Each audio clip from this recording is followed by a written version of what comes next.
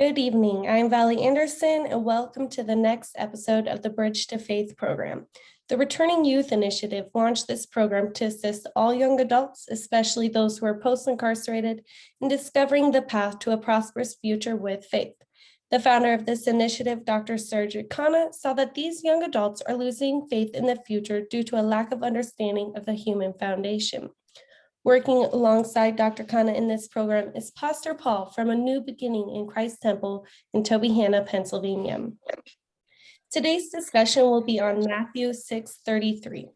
But seek first his kingdom and his righteousness, and all these things will be given to you as well. Dr. Khanna, would you like to start off this discussion? Yes, thank you very much, Valley, and thank you very much, Pastor Paul, for this wonderful session, again, the Bridge to Faith. The verse was rightly chosen. Again, like every week, I do see that Pastor Paul is choosing the right verse appropriate for the setting of the foundation. And today's verse that Valley just read, I'm going to repeat again, but seek first his kingdom and his righteousness, and all these things will be given to you as well. Well, what does this mean? Who is saying this?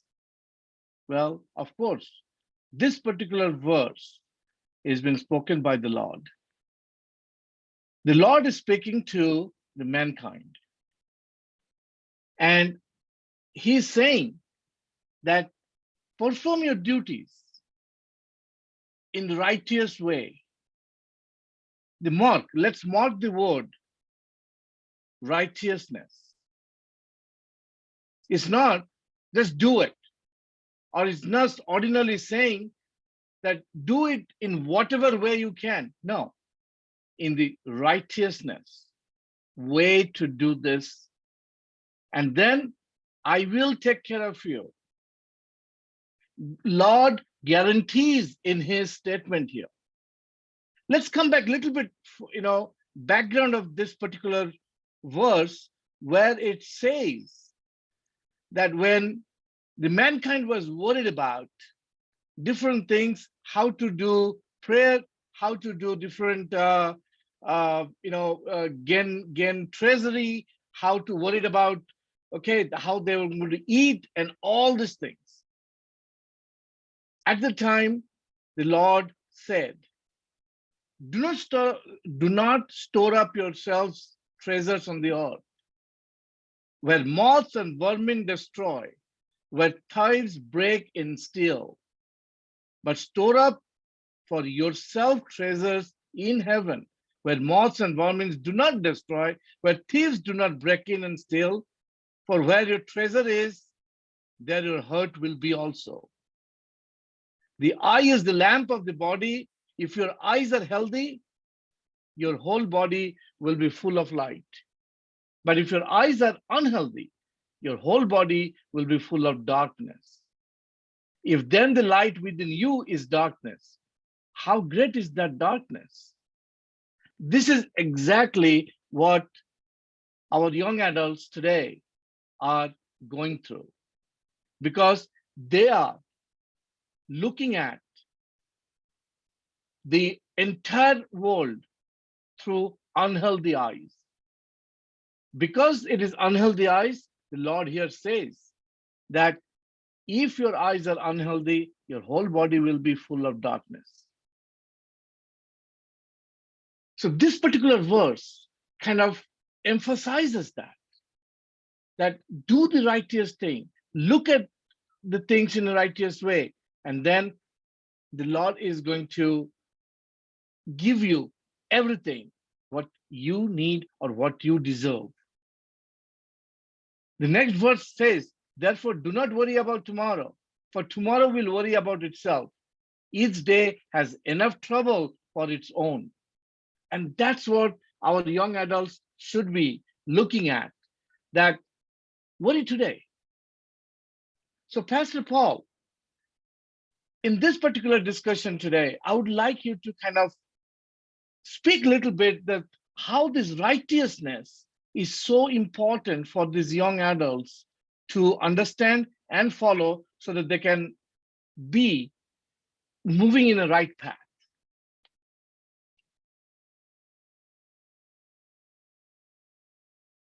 You're on mute, Pastor Paul.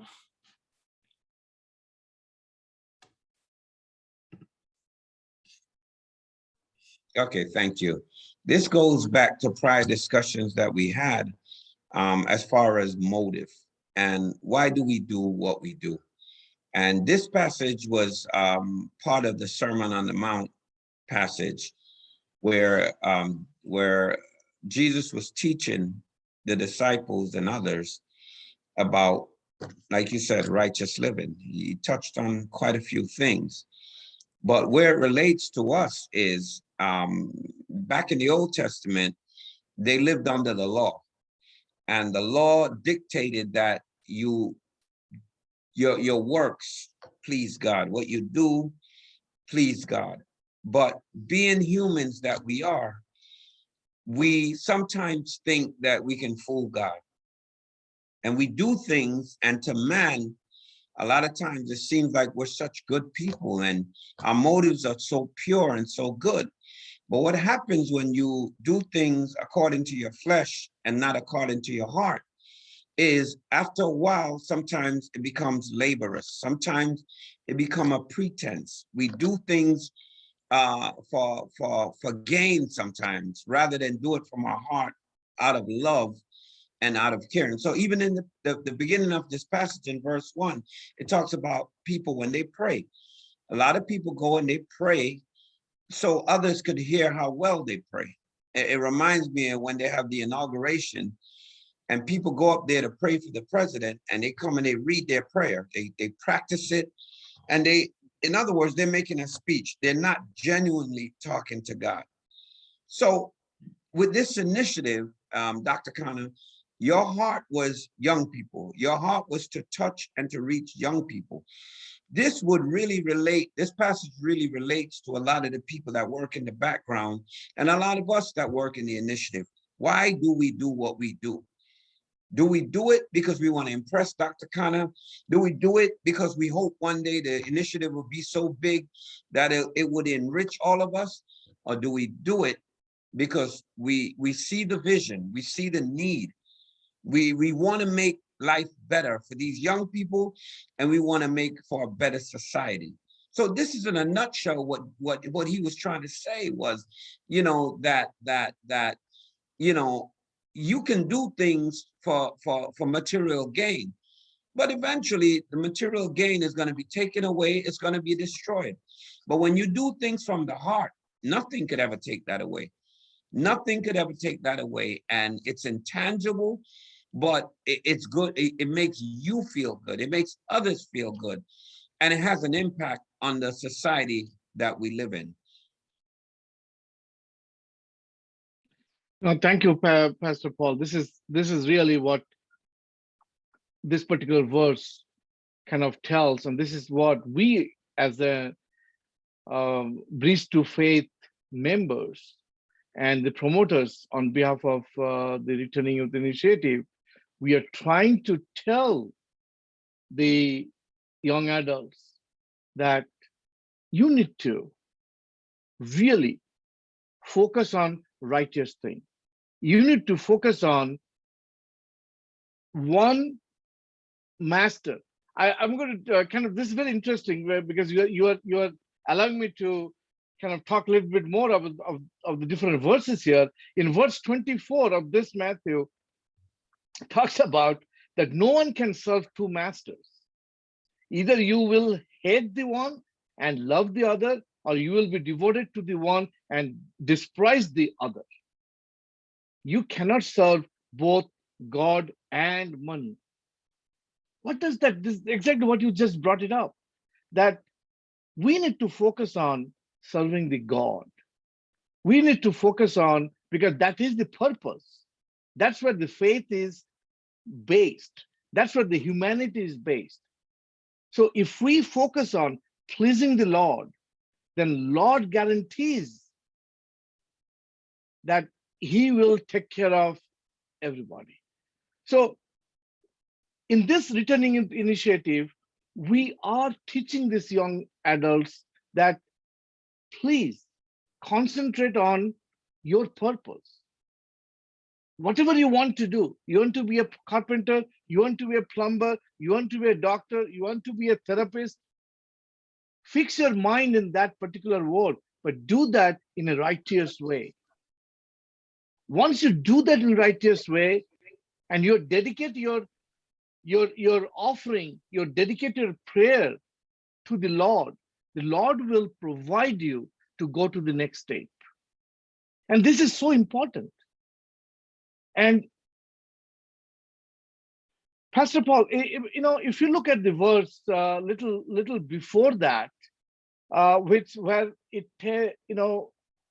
talks about forgiveness, where it talks about the sins, that a person should forgive other person's sin. So what do you think, how can we relate that to our post-incarcerated individuals, those who are coming out, and they feel that, the community is not forgiving. They go to church, they feel that they are ashamed because they went to the jail and they came back. So how do you relate this verse with their activities so that they can be motivated? Well, I believe that everyone deserves a second chance. And I believe that we all make mistakes. And oftentimes we think because a person made a mistake, and in our society, we use the term make a mistake. Sometimes it's not a mistake. Sometimes people choose to take the wrong path. But the same way you choose to take the wrong path is the same way you can choose to do the right thing. Who am I to judge a person to say whether they are genuine or not when they choose to go on the right path? And who am I to kick them off the right path or block their way on the right path? If I block them and if I am not forgiven, if I don't give them an opportunity, then how will they ever take the right path? There's a verse in the Bible that says, and this is from King David, he says, man sees the outward part, but God sees the heart. You really, yes, when you do take someone that was prior incarcerated, and you bring them into your business, you bring them into this program, you take a chance on them. Yes, it is taking a chance, because yes, that person, there isn't a chance that they can do wrong in your organization. There's a chance they could join this organization and not do the right thing. But you know what? We take chances every day. Even someone that has never gone to prison, when you hire that person and you don't know them, guess what? You're taking a chance. But if we're gonna always hold people's background against them, the difference between them and us is they got caught and we didn't. So we need to have love and compassion for others and just take a chance on someone. And it can turn out to be quite the blessing. And that's what I think, Dr. Khanna.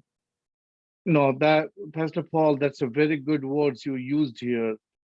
And I would like to emphasize that again. And now then I will have Valley, our young host here, kind of highlight those two words. You brought up love and compassion. So having proper love and proper compassion for others is not who I am telling. It is not who you, Pastor Paul, you are telling. It is the Lord is telling in the Bible. He tells you got to give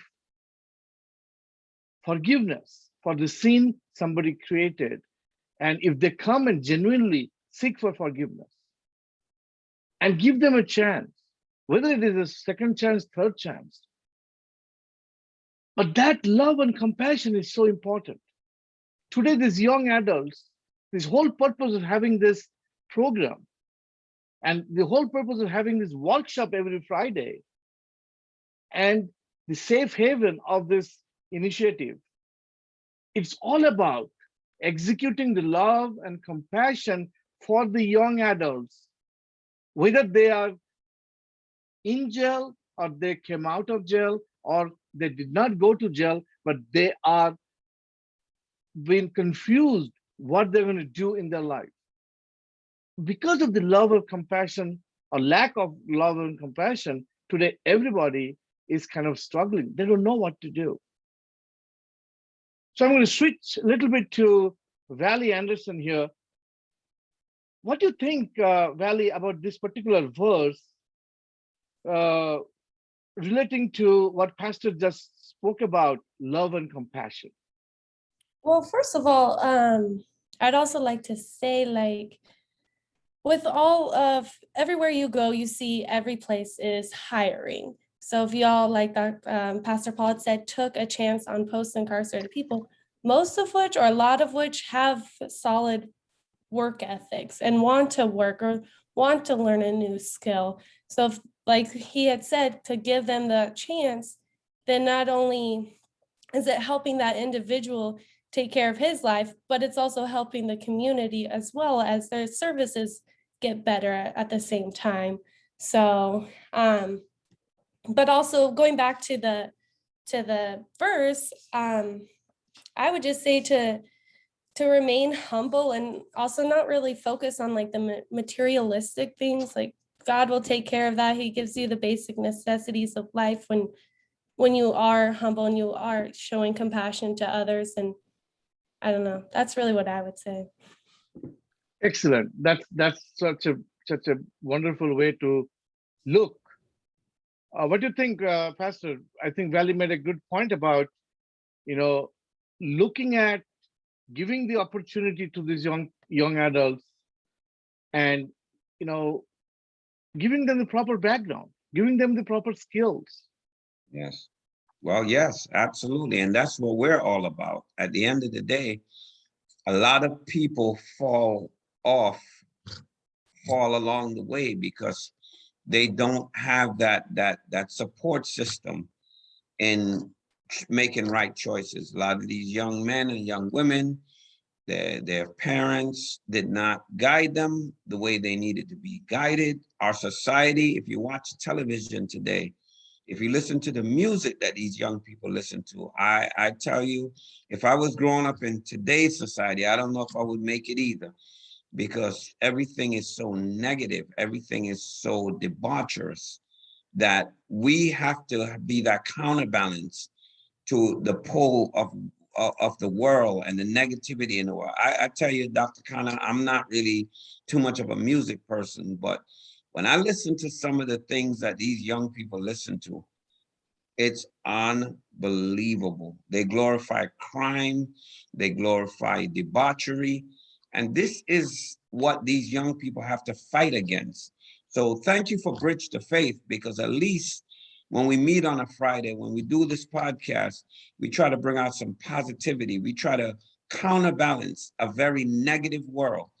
And I thank you for that. I thank you for that. No, definitely. I also thank the audience. I thank the community that let us all work together and let us all give opportunity to these young adults. Give them the tools, teach them the tools, and they will do miracles. And in 2022, we have the right tools we can give them. And today, if we want to highlight the economy, if we want to improve the economy, if we want to get out of this last 2 years of pandemic darkness, then it is the time for giving these young adults a chance and give them the tools so that they can perform everything with love and compassion. Like Valley said about humbleness, this teaches us how to be humble. Let us teach this young people that be humble, go to the positiveness, but they don't know. They're so much in darkness. Just like how this verse, again, coming back to the verse here, where it talks about, If your eyes are looking at unhealthy, that means you are looking at darkness. That's what they're looking at. Like you said about the music. Well, they're surrounded by this type of negative things. So how do we expect them to be healthy when they're surrounded by unhealthy darkness? So let us give them this perspective, this platform. That's why I think, Pastor Paul, you are rightly saying here that we are here with this Bridge to Faith program, with the Returning Youth Initiative, that we are here to give you the light so that you can get rid of darkness. Again, thank you very much, Pastor Paul, and thank you, Valley, for having both of us here today. Well, Thank you both for this great discussion. I hope you were all able to take something away and continue to show love and compassion towards others, as well as give other people a chance. In order for you to know more about this initiative, please visit the website returningyouth.com. Thank you all again. We will see you next week. God bless.